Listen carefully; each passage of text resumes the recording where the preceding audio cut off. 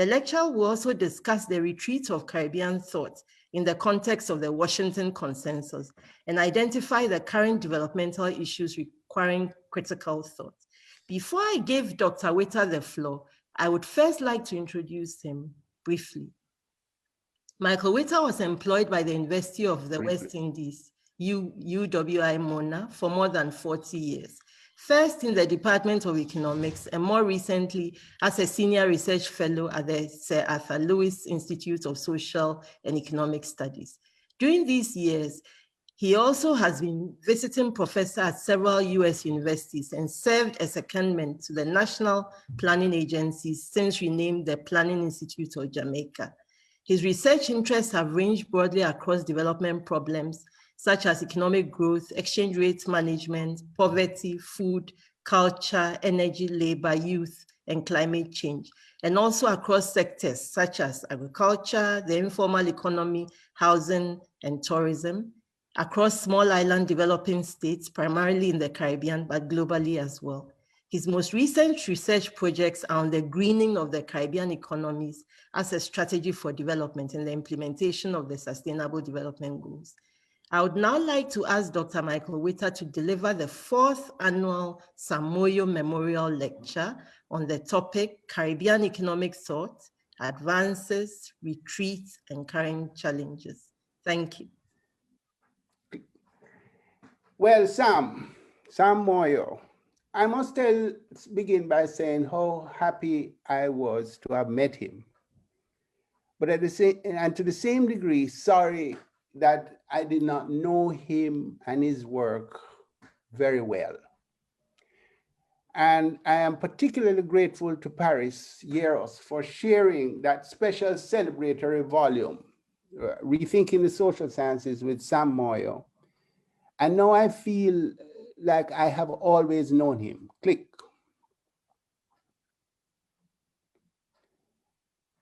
And the more I read this volume, the more I appreciated the honor of this invitation to participate in Sam's summer school and to offer some ideas to support the continuation of his work. Click. Click. So what I plan to do today is I want to begin with my personal exposure to some of the African intellectual roots that I am sure Sam shared, if only indirectly. Click. And I want to review briefly what I regard as the critical tradition of Caribbean economic thought. I'm a bit wary about doing that because it is far more complex than I'll be able to present today, but perhaps we can explore some of the nuances of what I say in the discussion. And then I will address briefly the retreat from critical thought in the Caribbean in the face of neoliberalism. And it has occurred to me in thinking about this that the retreat has not only been in the Caribbean, and to that extent, the efforts by Sam to develop and to propagate the critical perspectives on the development problematic is even more commendable. And then I end with posing challenges that I see to re-engaging a critical tradition and addressing the current issues that the Caribbean faces. Now, I'm using the Caribbean in several ways, and I don't distinguish them. I hope the audience picks it up. But on one hand, it is a metaphor for the larger issues of development that we share. But on the other hand, it is quite specific in terms of the reality that I am familiar with. Okay, go ahead. And in that process, I want to demonstrate the parallels with Sam's intellectual struggles in my interpretation of him as a partisan for economic development. Next slide, please. I begin with my African connections. I was a graduate student at the University of Wisconsin in Madison in the 1970s. I was a graduate student in mathematics. Next. At that time, the United States was cultivating African students. So what they did was they brought over a lot of uh, middle to senior level technocrats and bureaucrats from all over Africa, funded by the US AID. It was part of a move to respond to the Soviet Union's various education programs for African students. A linchpin of that program was the Fulbright Fellowship of the US government offered to third world students in general, but at the time they were paying particular attention to the African students. And at the University of Wisconsin in Madison was a major focal point, particularly what it called its land tenure center that spoke to agrarian development and the political science department. It happened that in Madison was where A.C. Jordan, the South African, and his wife Phyllis had essentially gone into exile because of apartheid in South Africa. When I got there, Mr. Jordan had already passed, but Phyllis, his wife, became like a mother to all of us. In fact, the Jordan's home was like our host family for, I keep saying us, for the African students, but I and a few other Caribbean students fell into that group and was embraced warmly by Mrs. Jordan. I point out here, though, that A.C. Jordan was a friend of the South African author Peter Abrahams, who passed in the last couple of years. Peter came to Jamaica around independence. He had actually come with on behalf of the British Colonial Office to do a report on the colony of Jamaica's 300th anniversary. Fell in love with the place. He had been in exile from South Africa, and he came 1962, the year of independence in Jamaica, settled and made it his home. My father was a journalist at the time, so they became friends. He and Peter became friends, and so the families got together. And it is from Peter Abrams that I first learned about apartheid in South Africa. This is the early 60s when I was a young teenager. At the University of Wisconsin, I had the privilege of knowing many, many important African personalities. I can think of a few now who I've been in touch with or I'm aware of their existence. Principal among them would be Okello Uchuli, the Ugandan poet and author of the book, The Orphan. There's Angola Talaja of the Congo, it was Zaire then, who recently had a piece in the Guardian on Lumumba. My friend John Dube of Zimbabwe, who I lost touch with, and I was hoping that if I got a visit to Zimbabwe, I had visited once very briefly on a UN mission. I don't know whatever happened to John, but he was a character in search of a script. I would love to have met up with him again. And then later at Stanford, I did some work at Stanford. I met Jacques Depelchamp, also of the Congo, who is pretty well known in political science circles. Next slide, please. Next. And for us, we had a continuous reasoning on issues of colonialism, Pan-Africanism, African liberation, and social and economic development in general. Almost every night we met. I was a mathematician. Here were political scientists and economists. So it really titivated my fancy. I learned a hell of a lot about the continent. And because of the issues that they posed outside of my discipline, it forced me to broaden my understanding, do a lot more reading, and eventually I would leave mathematics and end up in economics some years later. Next slide, next click. In 1974, I returned to Jamaica. Actually, my plan then was to leave my young family in Jamaica and to go on to what was then the University of Botswana, Swaziland and Lesotho, where I was to be based as a kind of, how should I put it politely, support for the ANC. I had become very involved in work with the ANC and several other organizations that supported African liberation struggles. Uh, but it turned out that the circumstances of my life did not allow me to leave my family there. And so I actually stopped in Jamaica and never made it on through the work that I had hoped to do. But it was a remarkably exciting time in Jamaica, I must point out. There was a lot of research being done into Garveyism, and it's particularly its theme of Africanness and the need for Africans to build their own homeland in Africa. A lot of work on African history, comparative studies, particularly led by the Ghanese historian Walter Rodney. Walter is very famous for having a visit in at Makerere, in which there was a famous debate between him and Ali Mazrui, the Kenyan political scientist. Uh, One of his famous works was How Europe Underdeveloped Africa, and really activated the concept of underdevelopment from a passive voice.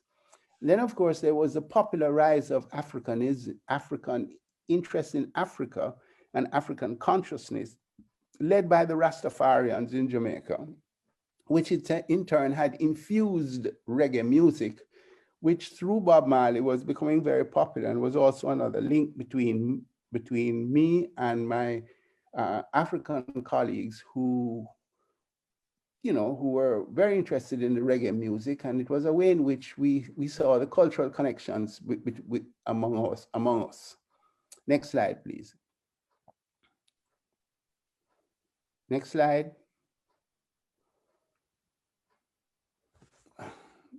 Joseph.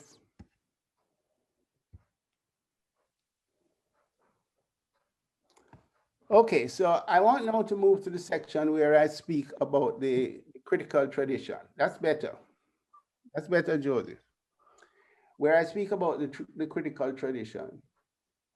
I wanted to give that background to point out that there are these connections which in many ways this lecture allows me to come like a full circle back to a period of my life that was very formative.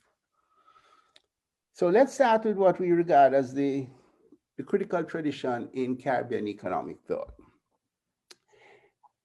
I'm only going to select the main points in that journey, and it begins with the work of W. Arthur Lewis, the St. Lucian, who was studying at London School of Economics in the 1930s, graduated in the same year as Keynes's General Theory of Employment, Interest and Money, the same year that was published, which gives you a sense of the intellectual climate in which he was a student. One of the things about the colonial experience is that young academics, very bright ones from the colonies, would meet in the mother country. So just as Lewis would have met with many young Africans who were studying in England, so too the French colonials would meet in Paris. And this created an intellectual ferment in which they sought to understand what was happening in their countries and thereby saw parallels and commonalities. I point out to you that Lewis began his research with a study of economic history of the Gold Coast. And he actually became the first economic advisor to Nkrumah when Ghana became independent in 1957. Next, click. We think that Lewis initiated the critical tradition of Caribbean economic thought because he was the first to lay a devastating critique of colonial development policy that essentially confined colonies to primary agricultural products and left the processing and manufacturing in the mother country. So for example, Jamaica was to produce sugar, Ghana was to produce cocoa, the cocoa and the sugar would go to England, and Cadbury would make chocolate out of it. That was the division of labor that the colonial authorities posited. And in the 1930s, there was a famous report done in response to a rebellion that had taken place in the Caribbean and in Jamaica in particular, in which this colonial development policy was articulated. And Lewis, the young scholar, wrote a blistering critique of it. I'll refer to it subsequently. Next click, please. Click. His most famous work, of course, is the economic development with unlimited supplies of labor. That was written in 1950, I think, and subsequently developed into the famous book, Theory of Economic Growth in 1954. I want to give you this time period because this is just immediately after the Second World War, which comes immediately after the Great Depression, which in turn comes after the First World War. So that you have to see that between the First World War and the end of the Second World War, roughly about 40 years, export-dependent countries like the Caribbean were totally cut off from world trade, and that would have implications for the conditions of life in those colonies. I'll come back to that. Lewis, in his work, however, Economic Development with Unlimited Supplies of Labor, I pointed out that he graduated when Keynes's work was published. And just by way of footnote, Keynes's work was anticipated by the Polish economist Kalecki in the year before. I doubt Lewis would have seen it then because it was in Polish, but eventually it was translated. So there was this intellectual ferment in which the state was to play this role in regulating capitalism. When he did his work, though, Lewis adopted the approach of the classical economists by focusing on the accumulation process and hence the problem of economic growth. And what he did was to use the familiar two-sector model. Marx had called it a two-department model of an economy. Next slide, please. In order to grasp the structure of the Caribbean economies. By way of background, he was very much aware of the labor rebellions in 1930s, which were prompted by the poor economic conditions, as I mentioned, of the period where export income was lost because we couldn't export, either because people didn't have money in the Great Depression or war prevented the movement of goods. And because we didn't have those export earnings, we couldn't pay for the imports that we needed. So you had a lot of serious problems of first unemployment, but then there was hunger because basic foods were not available, especially because by then our colonies of several hundred years had become dependent on certain imported basic food items like wheat flour, for example, or dried cod fish from Canada, but also medicines. And so there was a lots of problems with disease and so on in the Caribbean, and conditions were very bad. So all the way from Puerto Rico, right throughout the region, there were these labor rebellions in the 1930s. And it is in response to these labor rebellions that the British put forward this colonial development policy in which they were arguing that the colonies should expand their primary production in order to support the manufacturers in the mother countries. Next, click. Lewis himself, as a young scholar, was very influenced by the Fabian Society, basically social democrats. And it is in the context of that influence that he wrote what probably his first major economic work, which was Labor in the West Indies, the Birth of a Workers' Movement, in which he gave an account of the labor movement and the rebellion. So there you are, the problematic. The problematic immediately suggests a break from orthodox economics, because he's trying to grapple with the conditions of the people from who gave birth to him in their expression as of the labor rebellion. Click, please. So Lewis is concerned primarily with poverty, which he explains or understands as a result of unemployment. And that unemployment is itself a result of the economic crisis of the period. And as I suggested, he uses this two-sector model following the classical tradition, in which he divides the economy into what he calls a modern and a backward sector. Modern must be interpreted as manufacturing, and backward should be interpreted as agricultural.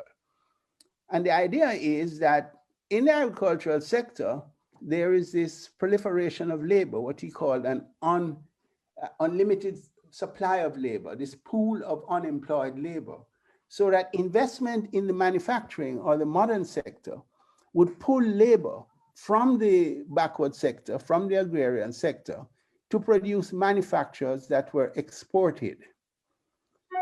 In this way, investment in the manufacturing sector, next click, would provide, next click,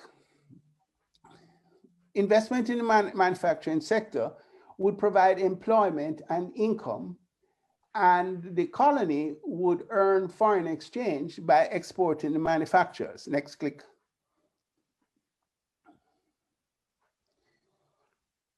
Workers in this model, workers in manufacturing would get a little bit more pay because one would have to provide them with whatever they were earning in the backward agrarian sector, plus a little margin to get them to move over into the manufacturing or the modern sector. And eventually that labor pool would shrink, wages would also rise because of the increasing scarcity of labor in the backward sector, especially if there was investment in the backward sector to improve the productivity of labor. There, next click. Click. So where was the capital to come from for this investment? Since the colony had been exploited for so many years, there wasn't capital locally, and therefore the capital was to come from abroad. The manufacturers were to be exported because the local market was too small, too poor, and could not absorb them. Click. Therefore, the policy implication was that government should provide incentives for capital to come from abroad to invest in export manufacturing. Actually, Lewis had seen this in his work on the Anglo-American Commission after World War II. He had seen that this in what Puerto Rico had successfully done with export manufacturing. Next click. So this work he did, economic development with unlimited supplies of labor, is easily one of the most influential works in development economics, right? Literally hundreds of articles were spawned by it, critiquing it, developing it, mathematizing it, etc. And governments in Caribbean and elsewhere embraced its policy recommendations. I mean, even today, you can see the influence of Lewis's export-led investment, incentive for investment from abroad into manufacturing for export. You can still see that in public policy. And just for the record, Lewis got the Nobel Prize for this, and this work was probably the major reason. Parenthetically, St. Lucia, with about 100 people, have two Nobel Prize winners, Lewis and Derek Walcott, who won it for literature. Really remarkable achievement. Click. So Lewis had used classical and Keynesian ideas to debunk colonial development theory in the interest of improving living standards of working people. I bear in mind that by then, neoclassical economics had shifted the focus away from the classical concerns with growth and development into looking at the allocation of scarce resources, static allocation, as a matter of fact, at a point in time where optimum pricing became more important. Lewis was not using that framework, which was emerging as the dominant framework at the time, and would later inform neoliberal thought. Next slide, please. So Lewis's work then is guides public policy right up to and through independence in the early 1960s, the period of political independence, especially from the British between late 50s and early 60s. But by the early 1960s, a new wave of thought emerges with a group that calls itself New World. It's a collection of all kinds of peoples, academics in and outside of the university, journalists, writers, artists, thinkers. At the time in the colony, journalists were an important part of the intellectual ferment in the region. And I even published a journal that was very critical of colonial society, and particularly the colonial continuities into the newly independent Caribbean countries. One of the projects that we are trying to do now is to republish those journals online. Next, click. That group was made up of primarily Caribbean people, but it included two important non-Caribbean people by birth.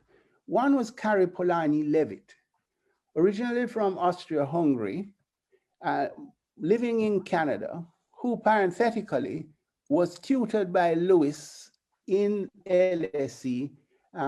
Just as soon as Lewis graduated, he got a tutorship there, and she was in class, so she knew him personally. And Archie Singham, who was originally from Ceylon, now Sri Lanka, a political scientist, and both of them had a profound impact on Caribbean thought, bringing to bear their own experiences in the colonial world. Click. Carrie Polanyi Levitt is the daughter of Karl Polanyi of the Great Transformation, that famous European intellectual who perhaps made the most important critique of Marx's work. And eventually she made contact with the Caribbean after she herself had done her famous work, which was to study Canada as a monocrop export economy, exporting codfish, in a work she called Silent Surrender. And in Silent Surrender, the focus of the analysis is on the price of the staple that is exported. In the case of Canada, it is cod.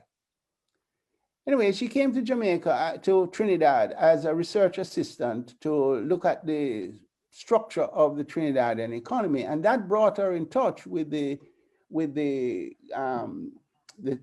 thinkers in the New World movement, and eventually some of them who were studying at McGill University made contact with her there too. So there was even a New World group established in Montreal as part of this process. Next slide, please.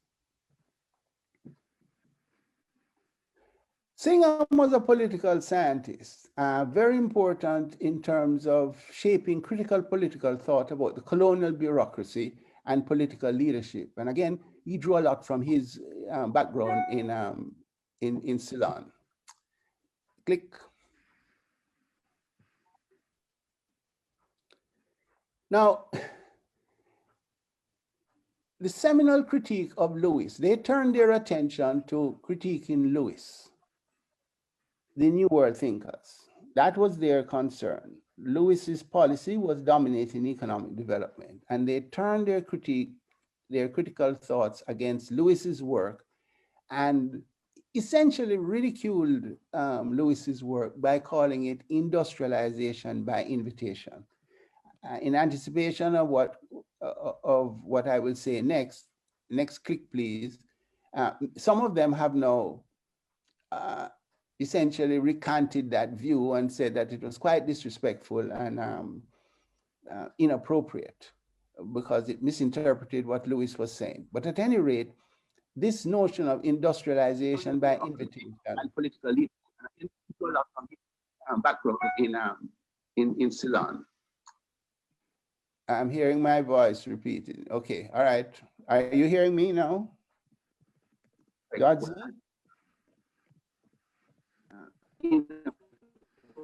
I can hear you. It's Walter who needs to mute. Because it misinterpreted what looked. Okay. So as I was saying, the New World thinkers characterized what Lewis was saying as industrialization by invitation. And they argued that his policies would reinforce the traditional dependence on foreign capital and export production, that he had been mistaken in following Puerto Rico because Puerto Rico was a part of the United States, so there was no problem getting its output into the US market. But as non-US territories, the formerly British Caribbean had problems exporting to the United States, and the British market was distant and limited. And at any rate, these policies had not generated the jobs that were promised. Next slide, please. Next slide.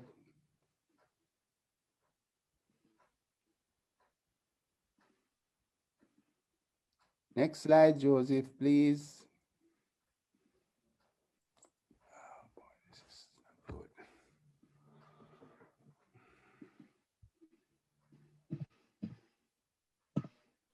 Sorry, I'm facing a little challenge over here. I'm just sharing it again.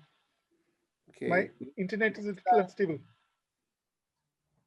When you can, please give me the next slide.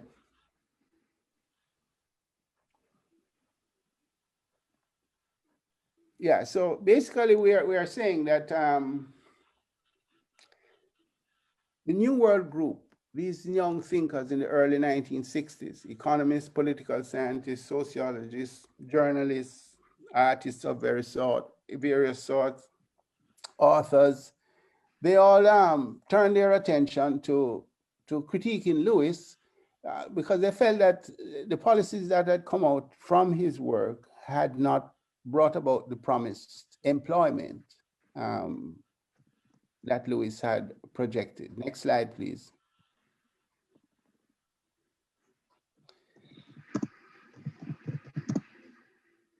Now, that was a big, wide-ranging movement. I'm only going to focus on the central thrust that emerged from it at the time, but also in retrospect. And that is the work of those who call themselves plantation economists. Lloyd Best and Carrie Polanyi Levitt, who I mentioned, proposed the theory of plantation economy. Essentially, they came up with three models. To model the slave economy, that was the case of pure plantation economy in the case of the Caribbean, but it obviously had implications wherever the plantation was used. Southern United States, Ceylon again, and various parts of Latin America, where they didn't really have plantations, but they had what were called haciendas. So that the focus on the plantation as a central institution was transferable to other economies where there was this central institution that connected the colony to the mother country and was engaged in various forms of export activity. The second two models dealt with the period after emancipation, and they call them plantation economy modified, plantation economy further modified. That took them up to around independence. And the idea was there was to be a fourth model of how would you transform the plantation economy into self-sustaining, independent economies. And that was never written. Next click, please. So stripped down, what the model did was to identify the plantation as the institution that dominated resources in the colony, particularly land and labor. And it did so on behalf of the merchant houses in the metropole that financed it. Essentially, the merchant house supplied capital and inputs to the plantation. The plantation used these to produce and export, and then sent that back to the merchant house. So whenever there was a problem with the prices of what the plantation exported, just like what Carrie had noticed in the case of the export of cod in Canada, there was an impact of the change of the terms of trade between what the colony exported and what it imported, that revolved around the price of the export. And the adjustment mechanism that they saw was very different from the adjustment mechanism that was offered in neoclassical economics. In the case of the plantation economists, they saw that when the price of the export fell, the plantation economy adjusted by shedding labor or reducing the returns to labor. In the case of slavery, it would, the period of slavery, that is the pure plantation economy, it was a reduction of rations. After slavery is emancipated and the economy is modified, the plantation is modified, then they are paid wages, the ex-slaves are paid wages, and those wages shrink, workers are fired, and so on. So a reduction in the price of the export leads to adjustment that the workers, those who produce the export, bear. But if the price of the export goes up and the terms of trade is then favorable to the colony, increased profits accrue to the merchant house. Next slide, please. So I think it's important, and I mean, we if we had more time, we could dwell on this quite a bit, is that the plantation as an institution replaced the notion of the concept of the neoclassical firm. In that the plantation was, the neoclassical firm was seen as irrelevant in the plantation economy because the dominant production unit was the plantation. And the plantation served, therefore, both as a unit of analysis for production in the sense of microeconomics, but it also served for macroeconomic analysis because in their view, the plantation economy really was just a collection of plantations, very much like the hive of honeycomb of a bee, where there are all of these cells, identical cells besides each other. So each plantation was a microcosm of the society as a whole. People were born, grew up, and died in the plantation. The plantation impacted the culture of the society, shaped the language, etc. It had its own governance, its own military. So this notion of the plantation allowed them to analyze both the micro and the macroeconomics of those societies. Very important is that the plantation reflected the class-race hierarchy in the colony. Click, please. Norman Gerwin, the late Professor Norman Gerwin, extended these ideas to the post-independence mineral export-dependent economies. That's like Jamaica producing bauxite, Trinidad producing oil, Chile producing copper, where he focused on the relations between the multinational corporation in the metropole, which was the modern version of the merchant house, and its branch plant in the hinterland, which behaved similar to the plantations, but were not really plantations themselves. And his focus was to show that trade between the branch plant and the multinational was really internal, was really a book entry within the corporation. And therefore, the notion of the terms of trade that you would see in neoclassical economics and the modern history of modern economic history analytical framework was misleading in the case of the colony because these terms of trade were really manipulated within the relationship of the multinational corporation headquarters and its branch plant in what he called the hinterland. By the way, the hinterland is what was the term reserved for the colonies in the model of the plantation economists. Next slide, please. So immediately, Gerwin's extension brought that work in connection with dependency theory that was going on in Latin America, led by people like Theotonio dos Santos, structuralists like Osvaldo Sonkel, and eventually Samir Amin's center-periphery view of global capitalism. And indeed, Gerwin spent a couple of years with Samir Amin in Dakar, developing these ideas. And that, therefore, is another important Caribbean-African link. Eventually, Sam would walk into those paths as well. Next link. Finally, in terms of the critical tradition, very briefly, there was a flirtation with Marxism in the early 1970s in the left politics of the CARICOM region. I suppose I should have pointed out that I'm focusing more narrowly on the CARICOM Caribbean, that's the English-speaking Caribbean, along with Suriname and Haiti, because quite clearly Marxism played a very important role in Cuba, which is right next door to Jamaica. But I'm referring here specifically to the CARICOM region. Click. And it was particularly so in that the young Marxists found that the plantation economists had overemphasized the importance of the institution and not looked at the class analysis, which would explain the dynamics of capitalism. And in that sense had missed the content in favor of the form of exploitation in the region. Indeed, they use the concept exploitation without having the same definition as it had originally in Marxian theory. And in that sense, there was a sense of eclecticism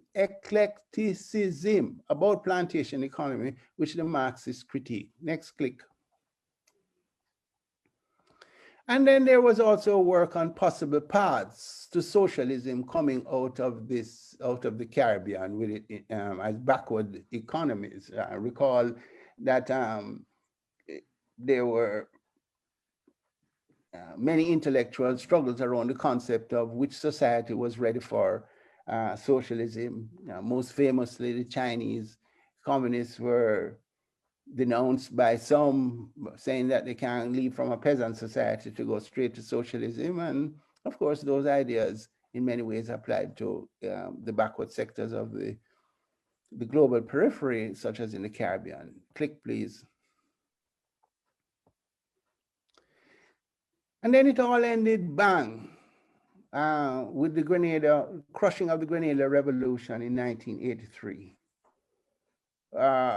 In retrospect, that's not the only place that the critical thought wound down in the region. It wound down in Latin America as well, but certainly the particular experience in the Caribbean was the Grenada Revolution. Once the Grenada Revolution was crushed, it seemed that progressive thought just withered immediately. Next slide, please. So then we come now to the rise of neoliberalism. 38, okay. The critical tradition, I think, succumbed to the twin forces of the IMF and the World Bank and their international supporters in the global politics of the day. Click. It succumbed as well to the Washington Consensus, much of which was shaped in the Caribbean as an experiment. Click. And US military might. Click. I want to use the case of Jamaica because it is Jamaica that led the way into the debt trap for the Caribbean through a weakening demand for traditional primary products. Click. In Jamaica's case, it was sugar and banana, and those prices were going down. And there was uncertainty in the long run profitability of bauxite alumina for all kinds of reasons, not least of which the next one, rising energy costs, threatened the viability of that industry globally. Click. And then there were rising labor and social costs, which made goods from Jamaica in particular and the Caribbean less competitive. Click. A word about weakening demand. It is important to see that Jamaica and the Caribbean were specialized for the center of the global economy. Indeed, the global economy, the world economy does not really exist until the Caribbean in the post-Columbian phase comes into existence. That is where the world economy starts, around the triangular trade between Africa, between between outposts in special places in Africa, the entire Caribbean, and Western Europe. So the Caribbean was specialized for the global economy. And once the demand for the Caribbean exports started to weaken, it meant that globalization in its modern form was leaving the Caribbean. So that's very different from the case of countries that were not really in the world economy fully, when globalization invades the indigenous economy and disrupts it. In the case of the Caribbean, we were specialized for the global economy, and then the global economy started to leave us. Next, please. Energy costs. Well, basically the energy crisis decimated the Caribbean economies, with the exception of Trinidad that had a little oil. But for most of the rest of us, we could not cope with the rising energy prices. And this was a reflection, I think, of reorganization of the global economy. We can discuss that afterwards. Next, please. And then the rising domestic costs. I pointed out to you that the workers in the region had rebelled in the 1930s. They were promised independence. That came about 20 years later after the rebellion. And then independence came, and conditions were not that much better for the workers, nor for the farming community, which remained landless. So there was a lot of frustration after independence that fueled industrial unrest by way of all kinds of strikes in a fairly well-organized labor movement. And then along with the various kinds of left protests and Black nationalist protests, with the dissatisfaction of independence. In the case of Jamaica, you have to root the social critique of reggae music in this period. Click.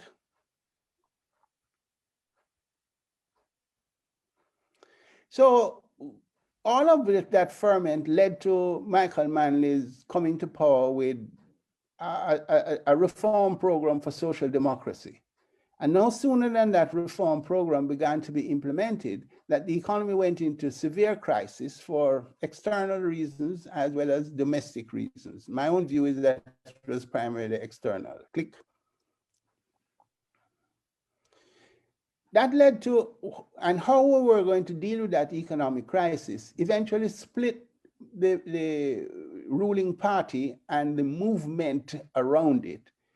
There were some of us who felt that the government should accelerate the reforms in order to deal with the economic crisis, for example, by accelerating land reform, as well as opposed to those who favored getting the IMF to come in and have an adjustment program and so on. And essentially the progressive forces and the left in particular lost, and the government went with the IMF solution. Click.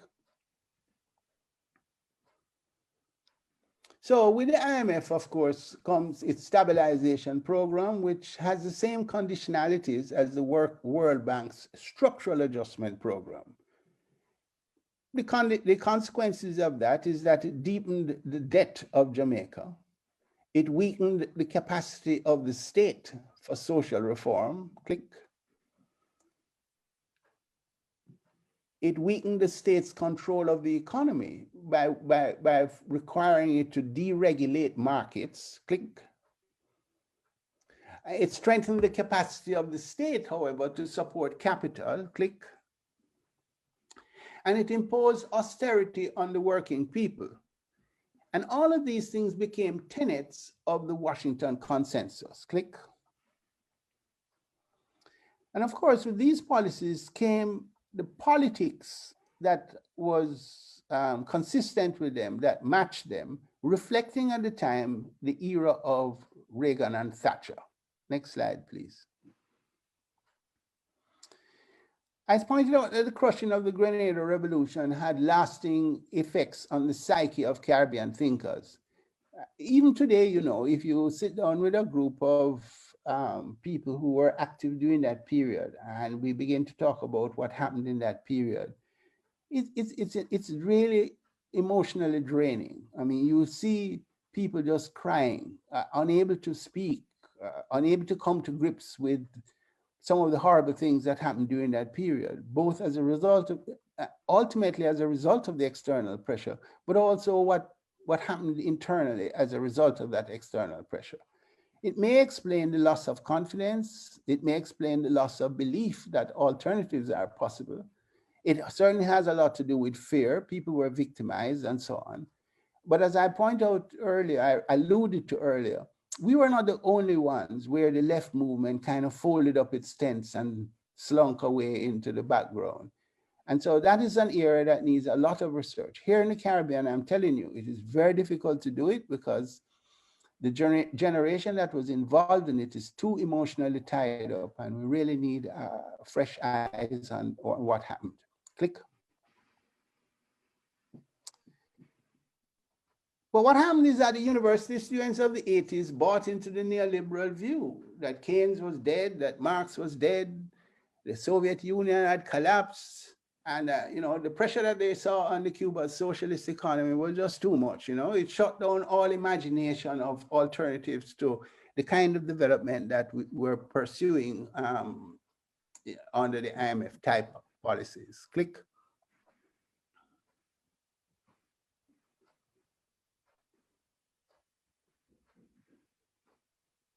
One of the things was that the students became quite enamored with economic modeling. The computers came along, and it was not the torture that my generation of scholars had to go through, where we did everything by hand. Nobody could just click the computer and you would get your correlation coefficients and so on. And the irony of it is that here are these sophisticated statistical and econometric tools, which are being applied in a reality where there are no reliable or robust databases on the data that is required to make these models work. And whenever they did get data, their training didn't teach them to investigate the quality of the data, what the data meant. Their training told them that whatever they get, they just plug it into these models and outcome and result. So if I gave them rainfall data, they could, and they did not know, they would have projected exchange rates, interest rates, anything that interested them. Quite bizarre. And I think this distracted a whole generation of intellectual energy away from the problems of development. Next slide.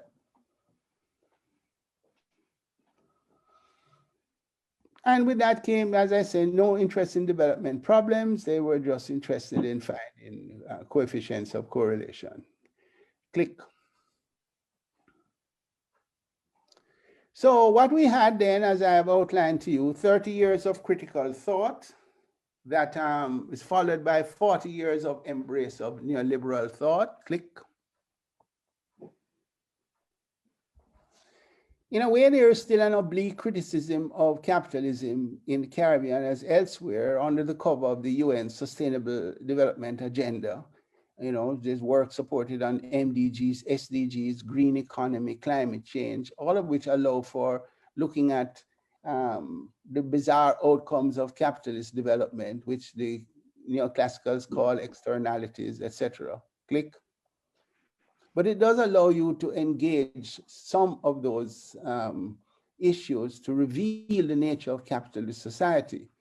I myself have been involved in trying to engage young people's minds with issues that they confront. And you may have heard that I've worked in a whole range of areas, wherever there was interest, whether it was poverty, culture, energy, wherever it was that I could get them to think about things, but I'm not sure that it really stimulated their interest in the broader theoretical issues. Click. Yeah, so there's a range of issues, the critique of the IMF type policies, World Bank structural adjustment, anything that would make them to link it back to the nature of capitalist development. But I don't think it was very successful. Click. So what are the current challenges? I think there's a lot to be learned from the early critical thinkers. Certainly the issues that they addressed, poverty, equality, human development, they're all still with us. Click. But the world has changed a lot since then. There's been an obvious technological revolution, repositioning of the change in the geopolitics of the world. Climate change is now an issue we recognize. I'm sure it was happening when I was a graduate student, we just didn't know. And now the first of what I believe will be a series of pandemics, which perhaps as more than anything else has paralyzed economies and societies everywhere. Click.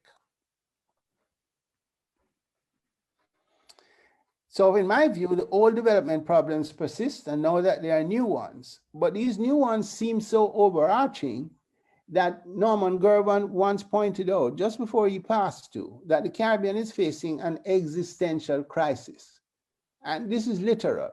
There are islands in the Caribbean that are expected to disappear under the seas by the time we reach 2050s, 2060s. This is real. In addition to the social crises, the economic crises, and so on. Click.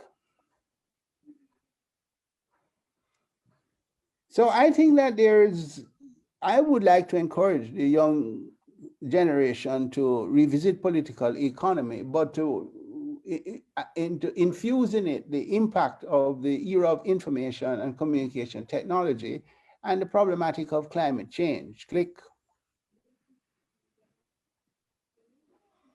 That would require investigating the ways that capitalism has been differentiating itself, even reinventing itself globally, but especially in the periphery where we live. And I think the central thing that we have to take account of is the way in which these accumulation processes have been shaped by monetary forces and speculative forces. This is quite different from the old political economy, which tended to deal with the real sector of the economy, with material goods in which capital was embodied. Now we're talking about monetary forces and speculative forces. And the politics of that should be kind of obvious in that these are invisible mechanisms of control of societies that are very hard to pin down. Click. I think it's going to be very important to review the social relations with all their dimensions: class, gender, race, ethnicity, nationality, caste. They all characterize new forms of relations in capitalism. Click. In the case of the Caribbean, for us, class, race, and gender, we have to find a way to reflect them, to broaden the traditional classical political economy, to take account of these other dimensions. That is one of the areas that the Marxists tried to engage in at the end of the critical tradition. Click. And in particular, we now have to deal with how working people are being transformed into little business persons. Micro, small, and medium-sized entrepreneurs, all linked in with big capital. Click. So it seems to me, for example, that in the era of information communication technology, the old adage that social consciousness was determined by social being, it may be now that social consciousness is being more determined by social media, which would have implications for new forms of organization and new modes of organizing that are required for social change. Click. Definitely more attention to the relationship, the dialectic between humans and nature, so that we can embrace the problems of the natural environment within the center of the social and economic analysis. Particularly climate change and public health. They have to be fitted integrally into the framework for analysis of socioeconomic development and not as exceptions that you deal with as afterthoughts. Click. And for the countries in the periphery, the challenge is how do you assess the changing balance between external and internal forces that are interacting on the economy and the politics, the society, the culture. Everything about the periphery is impacted by these external and internal forces, and they interact with each other, but the balance shifts over time. It does require a lot of acumen and acuity for young analysts. Click.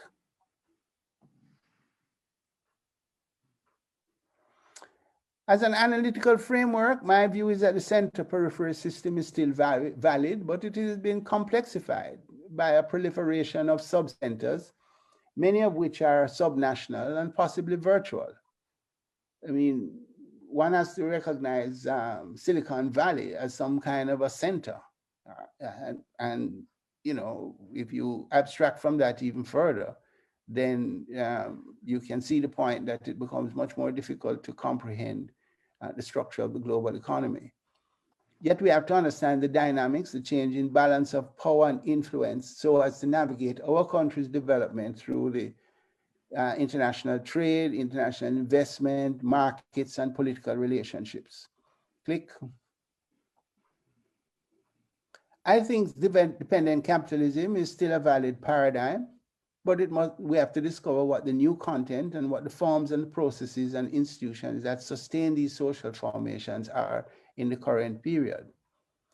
Click. Governance. Click. We have to reassess the inherited governance structures and the arrangements for their relevance and effectiveness. Click. The fact of the matter is that many of our countries accepted transitional government structures that were designed to manage and contain a colony that so as to provide for resources for the mother country. Those governance arrangements do not facilitate the kind of flexibility and adaptability to respond to the needs for development in the modern period. Certainly, I think we have to broaden the democratic process. In the case of the Caribbean, the technology can help us tremendously in giving more voice to people all over the place, including the diaspora, and facilitating more meaningful participation with community organizations and various organs of civil society. Click. We have to strengthen the efficiency and effectiveness of governance processes. I suggest that one way is to delegate more responsibility with accountability, of course, to certain public sector servants. What we find now is that the decision-making is highly concentrated in the public sector, and that leads to delays of one sort or another. But it is important to recognize that we need mechanisms and processes that require and foster collaboration across the various branches of government. Many of our governments were set up around portfolios that were limited to single categories. So there's a Ministry of Agriculture, a Ministry of Industry, a Ministry of Youth, a Ministry of this, a Ministry of that. Whereas the problems we are dealing with are all cross-cutting issues. Environment, for example, youth and gender, poverty. These are all cross-cutting issues, and the structure of the government does not allow for them to be comprehended. So we really need to rethink it with a view to improving efficiency and effectiveness. Click. The organization of production. This is an area that I think economists in particular must pay attention to. My view is that we may need to encourage the networking of production units, especially for food processing and exports, so that the small producers, which are going to be with us forever, can achieve the benefits of large-scale production while operating as individual units. That requires a big discussion, but I can't do anything but mention that here. The technology, again, can facilitate real-time networking. Click. Management of foreign investment on large-scale production. That's going to be very difficult to do, but I think it's absolutely necessary to pull them within the national production strategies. For example, we need environmental safeguards for wherever there's large-scale mining, environmental and public health guidelines for tourism facilities, and so on. And that's very difficult to think through how we do that in the modern era. Next. The distribution of income must be central, and the distribution of income is pre-conditioned on the distribution of resources, particularly land. That land question remains a serious problem in Caribbean development and many countries in the periphery. Land is important, but there's also access to government services and various incentives that have been monopolized by traditional poles of capital. Click. Economic growth is important, but it has to be inclusive. I tell my students all the while that we can get economic growth if we return to slavery. If that's not acceptable, then we have to find models of economic growth in which people are going to participate. And this way, to rebalance the relationship away from growth alone as some kind of holy grail to growth with more equitable distribution. Click. And the regulation of principal markets, capital, labor, land, environmental services. We just cannot allow these markets to go rampant in any development process that is going to be orderly. Click. Of course, modern statecraft is going to be necessary in order to manage them. I think the technological capacities are, again, very important here. Click. And to bring back human development as a central purpose of social and economic development. That seems quite self-evident. Always strikes me to think of sustainable development. How could development not be sustainable? But the reality is that many of our governments are focusing on artificial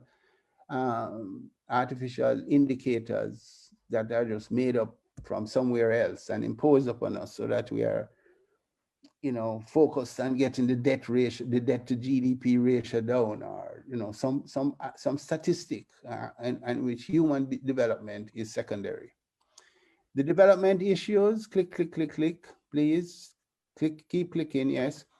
The traditional ones we know: poverty, inequality, human development, which depends upon education, health, housing, and security. Those are all the traditional ones, but the new ones are even more daunting, managing the impact of climate change.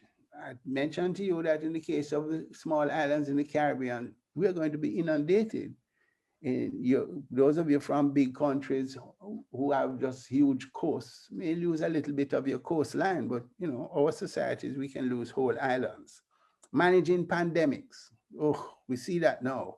So that becomes a problem of immense proportions going forward, and shaping the forces of technology really to support the development efforts. Click. So to continue Sam's work, I think this is a challenge for scholars and artists young of the new generation. I don't see many of them around, I must tell you the truth. It could be that I'm not looking or hearing the right things. I must say I was very encouraged by Amanda Gorman in her presentation last week, and I'm sure we have many, many Amanda Gormans in the periphery. Click. I don't think my generation has done enough of a good job to stimulate young people to develop the critique, but I think we still have to keep trying. Click. And in the broad, I think this requires promoting critical imaginations and research everywhere. Click. That focuses on stimulating youth engagement in the development problematics.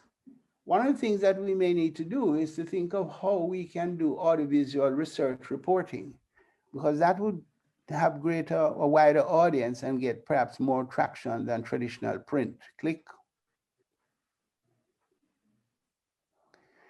We have to re-energize the intercontinental scope of this institute.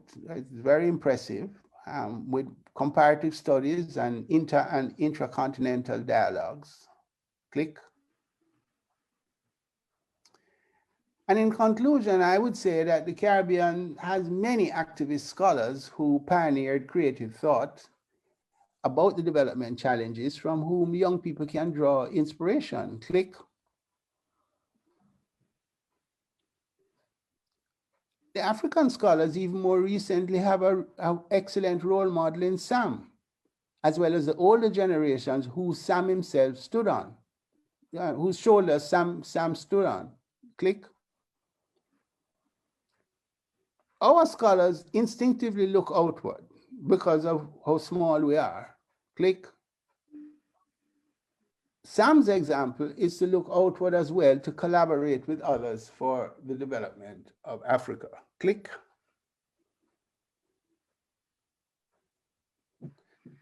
And so I end with saying that I'm offering these ideas in the spirit of stimulating young people.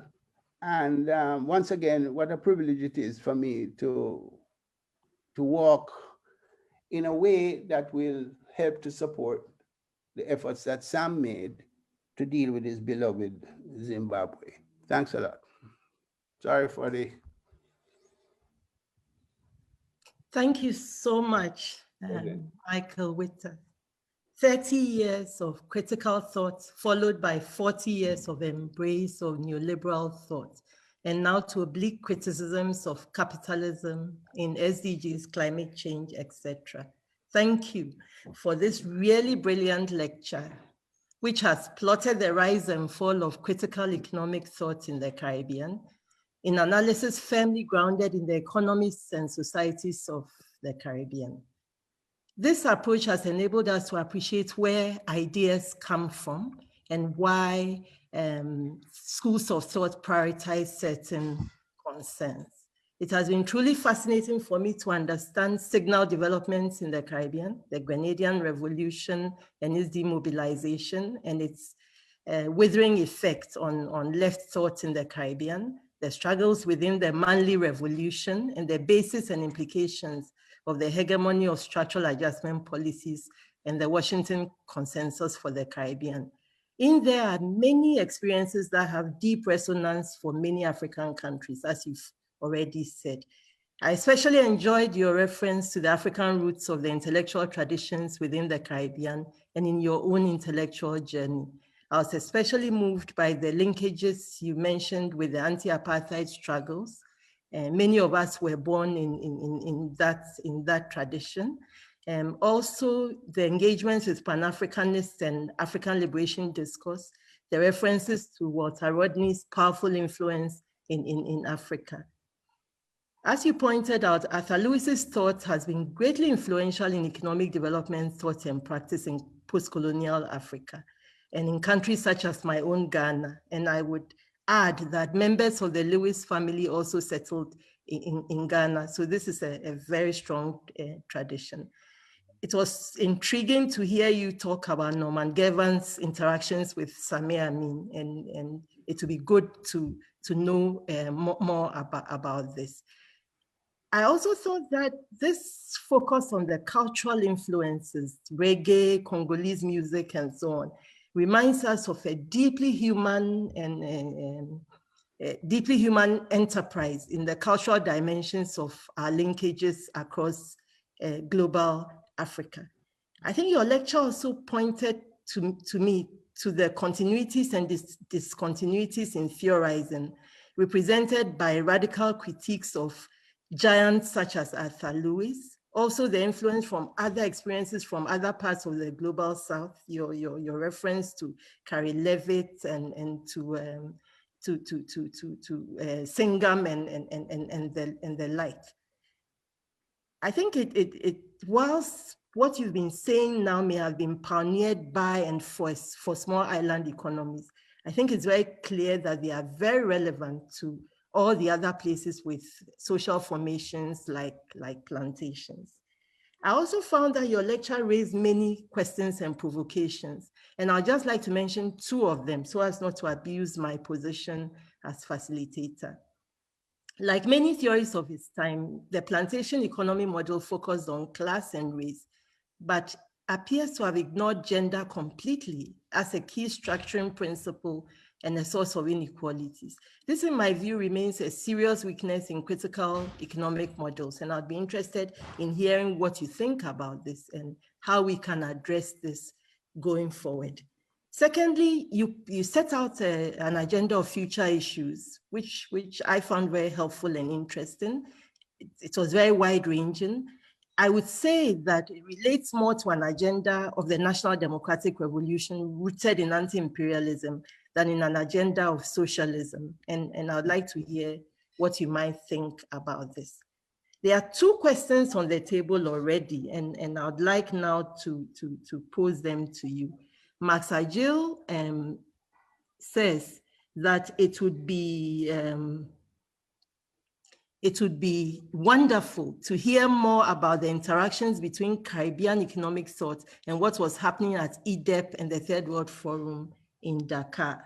So that's question 1.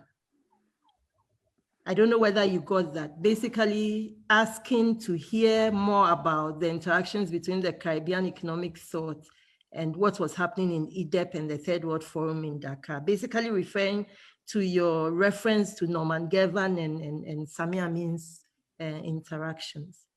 The second question is from Richard Lumumba, and he says, is it possible to explain what the left and Marxist thinking was, to explain that the left and Marxist thinking was denied sponsorship and the only option was and on the thinking about alternatives to neoliberalism. So there are a few typos, but basically, Richard Lumumba wants your reflections on the fact that the left and Marxist thinking was denied sponsorship, and that the only option then was to support neoliberalist agendas.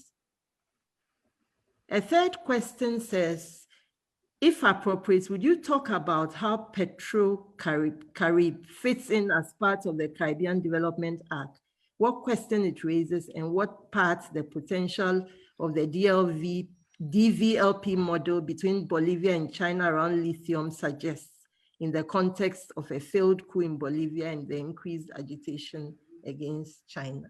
Basically, many comments to this chat are talking about the lecture and its quality. Someone says, wow, thank you. Beautiful presentation, Professor. Thank you. I thought I should share that as well. So you have the floor now to respond to these comments.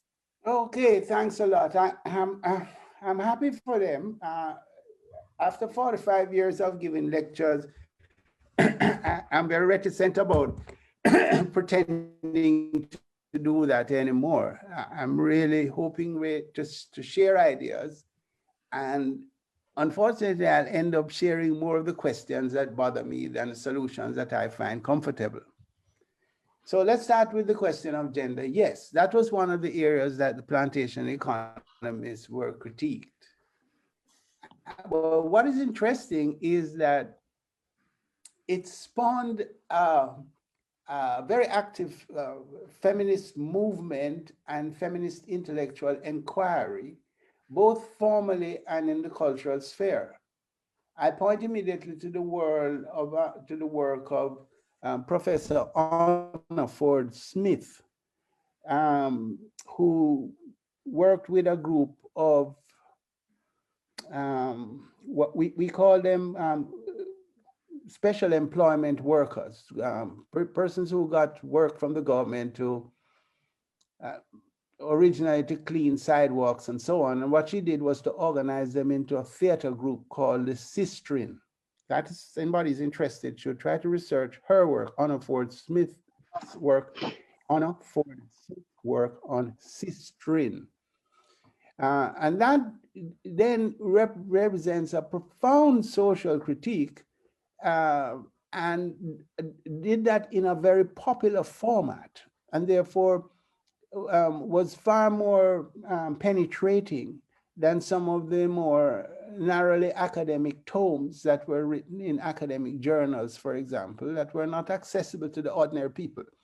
So interestingly enough, I think that a lot of work was done in terms of, I wouldn't say filling the gap, I would say reinterpreting the analysis to point out the exploitation of women all the way back to their role in slavery, and therefore generating the need for work on the household economy. Now that is an area that has been stillborn. We just haven't had as much work done on it as is necessary. This is not to say that there are not individuals who do bits and pieces of it, but it is not in the center of economic discourse or social discourse as I think it ought to be.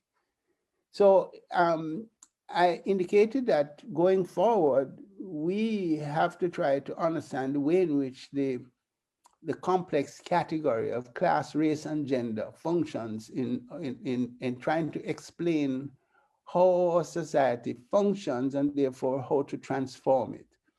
So I do agree that there's a big gap, but I must say that there is a lot of work done by Caribbean women on the gender dimensions of development. And I give you the name Anna Ford Smith precisely because she's a central figure, and one can pick up the work of several other feminists that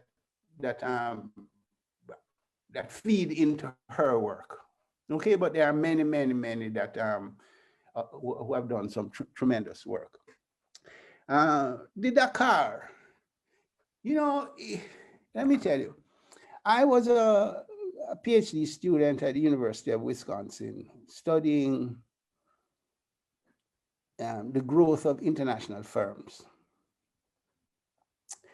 And one day I was cleaning the office of my advisor, and I found on his bookshelf a set of bound manuscripts, which were the original manuscripts of the plantation economists. I'd never heard of them. So they blew my mind. It was really a profound experience. The following week, I ran into the work of Samir Amin. So for both of those works to be juxtaposed in time, at a period when I was reflecting on my own PhD thesis, it was very profound. The connections were so obvious to me.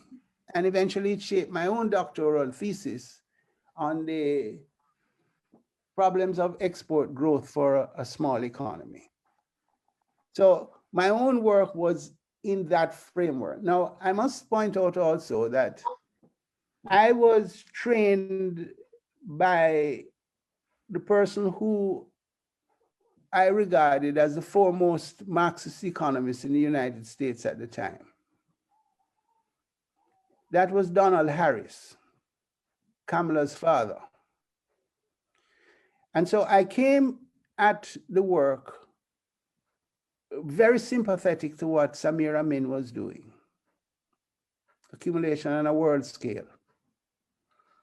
When I returned to the University of the West Indies, I engaged with this plantation economy school, and a lot of the dialogue among us stimulated further research into the work that was coming out of Dakar. So that in fact, we had an international conference and Samir Amin came to Jamaica and many of us met him and his work was widely read. Norman Gerben in particular, who was certainly a senior scholar to us, to my generation, he did a 2-year stint, I think, in Dakar, in which he I think, improved the theoretical presentation of his original thesis on multinational corporations. So I think that the main connection has been through Norman's work, and for a time, to a lesser degree, my work. I have never been there myself. That is one of the places I would have loved to go, but the winds have not blown me there.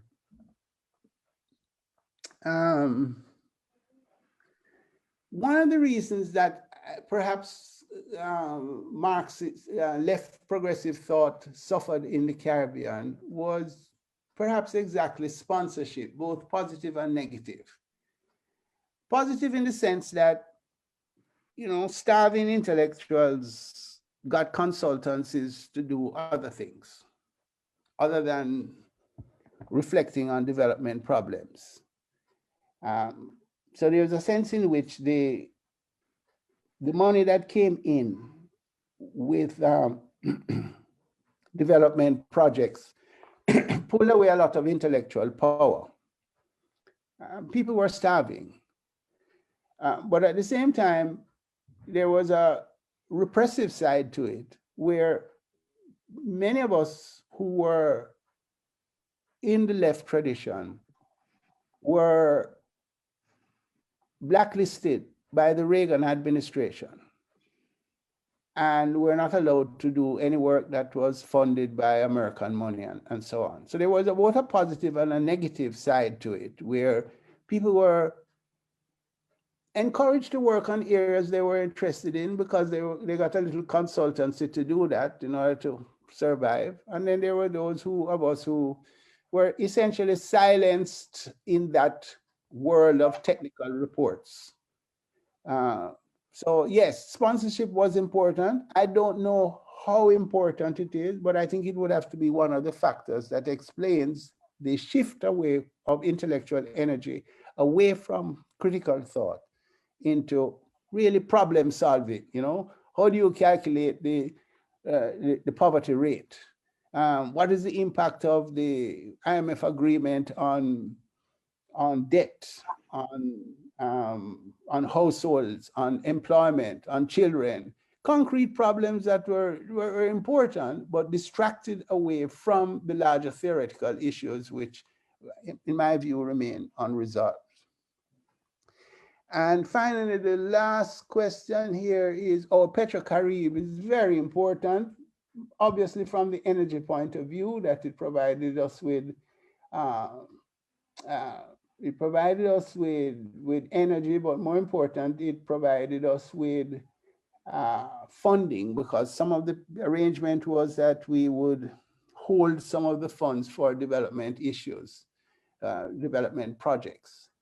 But politically, it was a way in which there was cooperation between the governments, Venezuela and Jamaica and so on. And it was in the tradition of Mr. Manley and the former president of Venezuela, Carlos Andres Perez, who saw the importance of building relations among our countries to cooperate, as it were. And many efforts were tried to do a similar thing with Mexico. And we found that the US pressured Mexico away from those kinds of relationships. So Venezuela, in a sense, has always bucked the US hegemony, and of course is paying the price for it. So it is important because it is a kind of model of how countries in the periphery can cooperate for their mutual interests. Sadly, the arrangement has broken down. I didn't catch that. Could you try again? Quiet. Sadly, the arrangement has broken down, and but it's certainly an example of the kind of cooperation that we in the periphery need to do in order to develop our countries. I hope that addresses the questions that I was asked, but of course, I'd try to go even further if anyone is not satisfied. Thank you very much for those. The chat is very lively, and there are 4 other questions. First of all, I want to say that someone says, thank you for this brilliant presentation, very inspiring. Professor Shivji has a question. He says, thank you, Professor, for your great survey. One thought comes to mind, even in our critical thinking during the neoliberal era and in our critique of neoliberalism, we missed out the central problematic of historical materialism, both as a frame of analysis and also as the organizing dialectic of left politics. We paid lip service to class, but did not fully grasp the dynamics of class. Your thoughts, please. Question 2 is, thank you for your superb thought. How is the theory of plantation economy relevant to modern day neoliberal enterprise and perhaps to dismantling it? I'm reminded of Caitlin Rosenthal's Accounting for Slavery.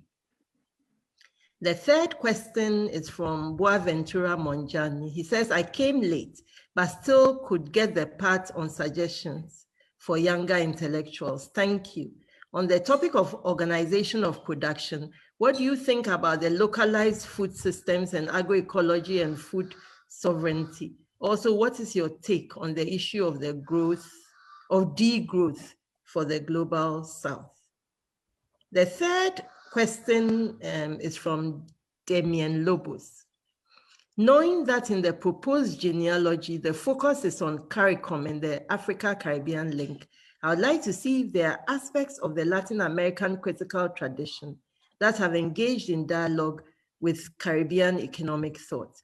You have spoken about the case of the Cuban experience, but I'm thinking specifically of the Sandinista revolution in Nicaragua, developed in a context of advanced neoliberalism in the 80s, which due to its proximity and class profile is very similar to the social structure that has characterized for the CARICOM. Thank you. So those are the 4 questions I mentioned. But I must say the last 2 I have to think about them a little bit more. Yes, I know. Professor Shivji, it's a great privilege for you to ask me a question, because I've learned a lot from your work. But I do agree that one of the problems with the development of the left in the Caribbean, in my view, was that it came at Marxism from political praxis and not sufficiently from the philosophical roots. So that in many ways, in its urgency to deal with the political issues, it tended to be somewhat mechanical, in my view. There are others who obviously would disagree with me.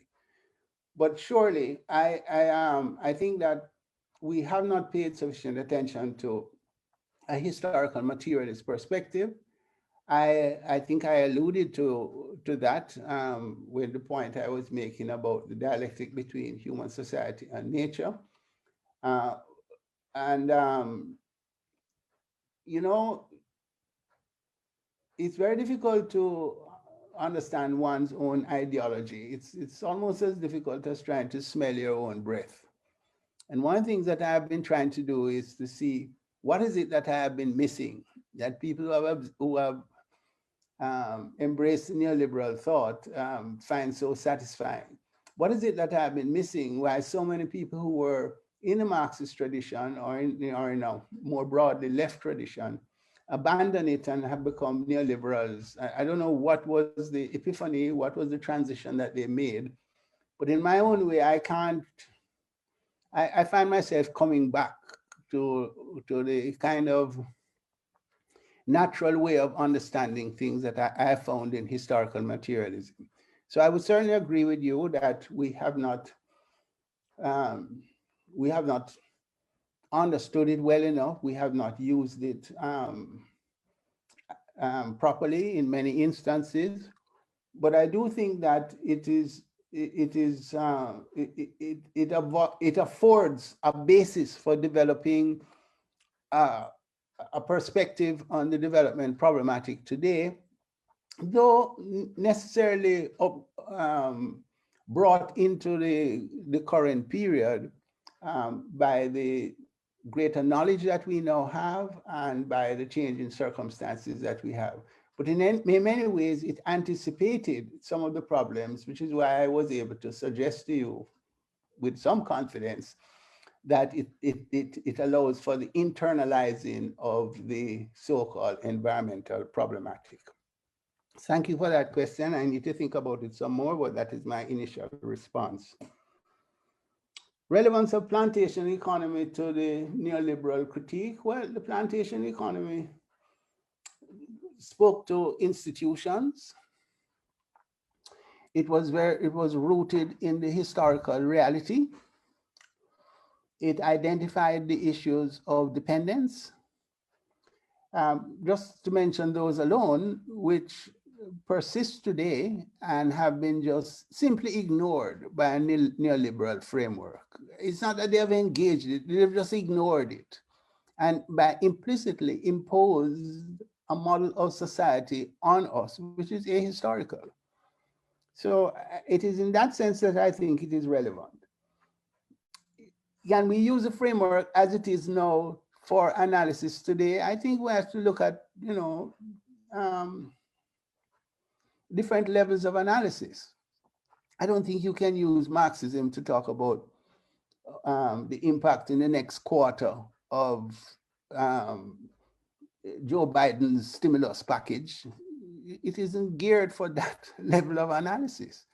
Similarly, the plantation economy is not going to tell us what the debt to GDP ratio is likely to be in a year because of a particular investment project that is done. It wasn't geared to do that kind of thing, but it provides a framework within which we can develop the analytical tools to deal with short-run adjustment problems and more, micromanagement of economies. So I think it has a lot of relevance, particularly in developing a perspective on the problematic of development that is relevant to not only the Caribbean, as I suggested to you. In the case of the Caribbean, the plantation was the dominant institution.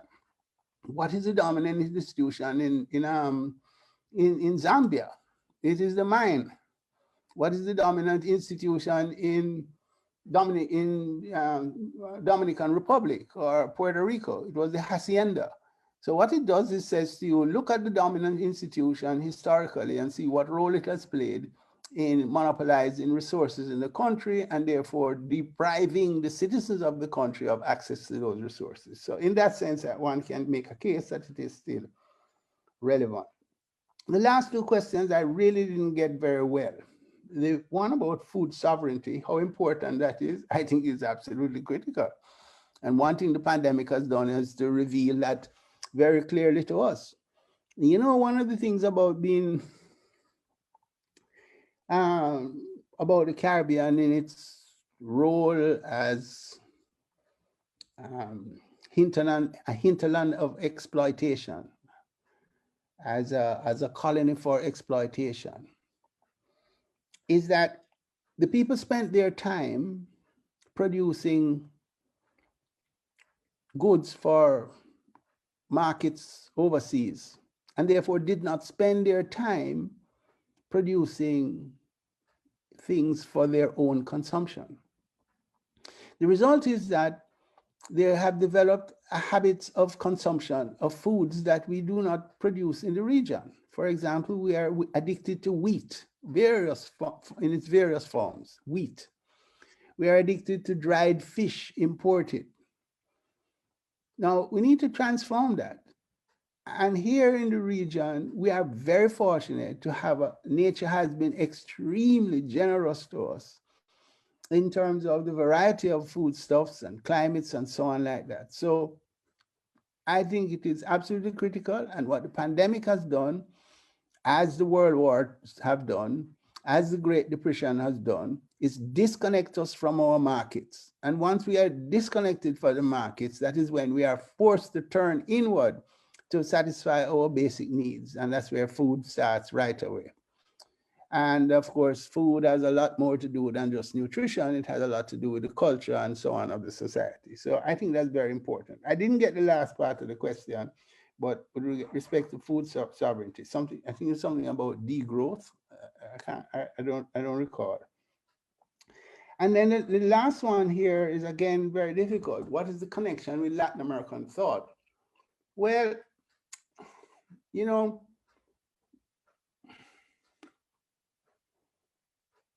how do I respond? I mentioned to you that in the period of the 60s and the 70s and the 80s, there was a lot of exchange around issues of dependency, structural adjustment.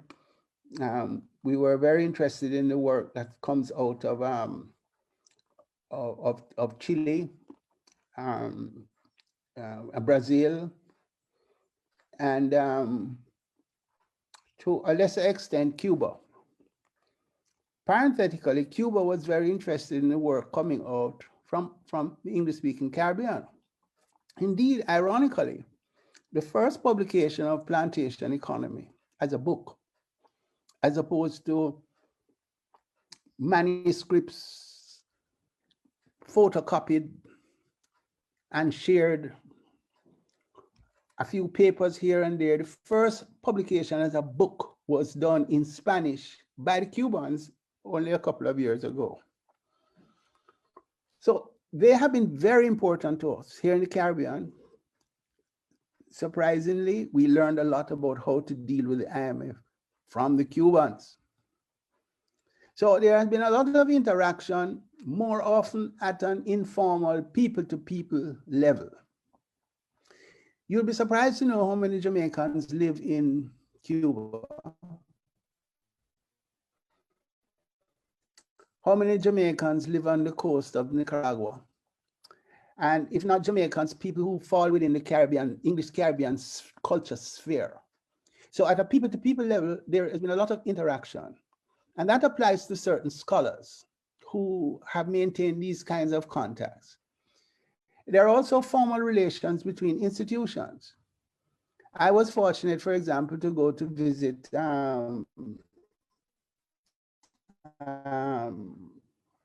Brazil. It was Paris Yeros who invited me to come to Sao Paulo, first and only time I ever went. And out of it came all kinds of ideas of collaboration with universities. I came back, spoke to my vice chancellor. They were all excited. There were other initiatives, but what you find in a lot of these institutions is a lot of commitments that are not carried through because of the tyranny of the immediate. The tyranny of the immediate is that they have to survive. And so that they may well want to, engage in long-term inter-institutional building, but mere survival, especially in the context of the structural adjustment and stabilization programs, I think these deflect. And it relates again back to the question of sponsorship. If the university is being sponsored to do some project for USAID or United Nations, it's not going to go blazing the path to collaboration with third world institutions, because that takes away its energy. So all of which is to suggest that there are many levels at which there's relationships between Caribbean thinkers and Latin American thinkers. But is there room for more? I think there's a lot more that we can do and we can learn.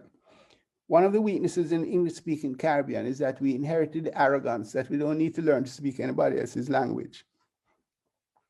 So we are here in the middle of a Romance language world in which most people speak Spanish, Portuguese, or French.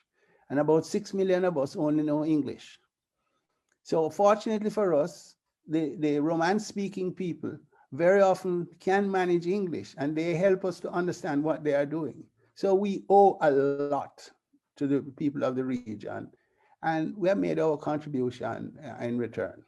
That's the best I can do with the questions as I understood them. I hope I addressed even a part of them.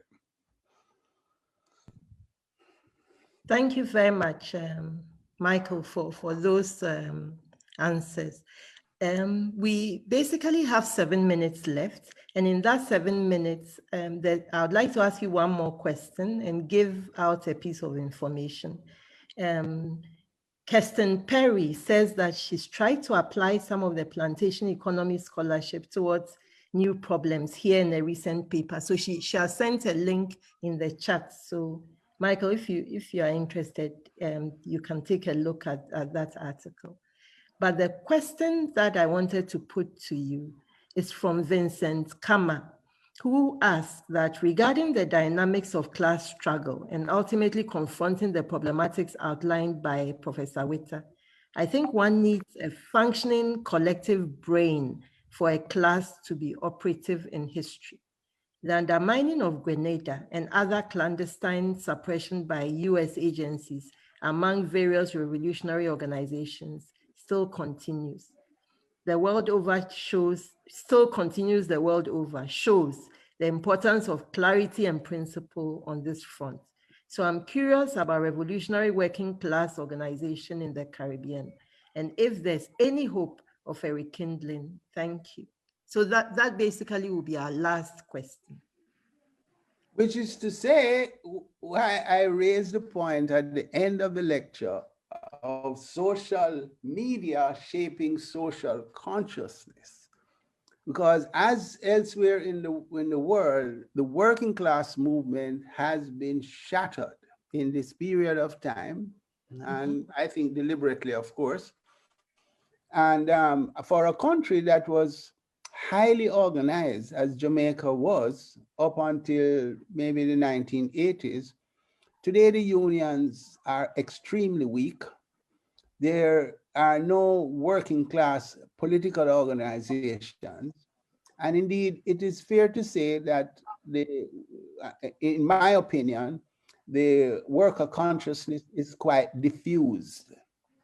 And I say that because, in a sense, they are who they are. The working people are who they are, and they see themselves as who they are, perhaps best summed up by Fanon's Les Dames de la Terre, those who have been excluded from the society.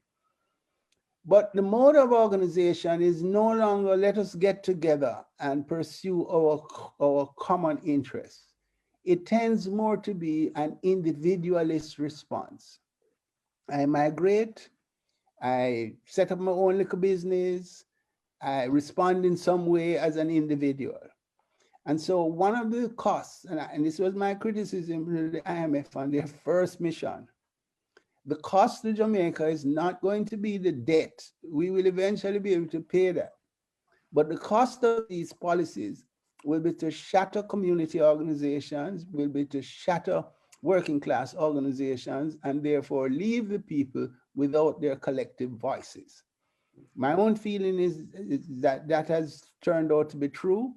And I can say that the old forms of organizing workers probably are not going to work now. And it is up to the new generation to figure out new ways of organizing people around their interests, using the various technological means that exist now. But to me, it is a sad part of the story of development in this period here, where collective forms of organization at the level of the community, at the level of workers, at the level of farmers, have really been shattered. Sorry to tell you that, but that's my view. Thank you so much for these last words. Look, it's been a really, really, really interesting afternoon. Both the lecture and the questions and your answers to the questions have opened up many territories for us to examine. I think the organizers will send you some of those questions in writing. I think they will prove useful for finishing that paper. All of us cannot wait to see it in print and to engage with it further. So thank you so much for what you've contributed today. And I also want to thank our participants for showing up, asking all these interesting questions, and basically making this fourth Moyo Memorial Lecture a great success. I have enjoyed myself, and I think all of us have as well. And so we will bring this to an end in the next few minutes. And thank you, and bye-bye. It's been great. Bye-bye. Thanks a lot. Viva Sam. Viva. Viva.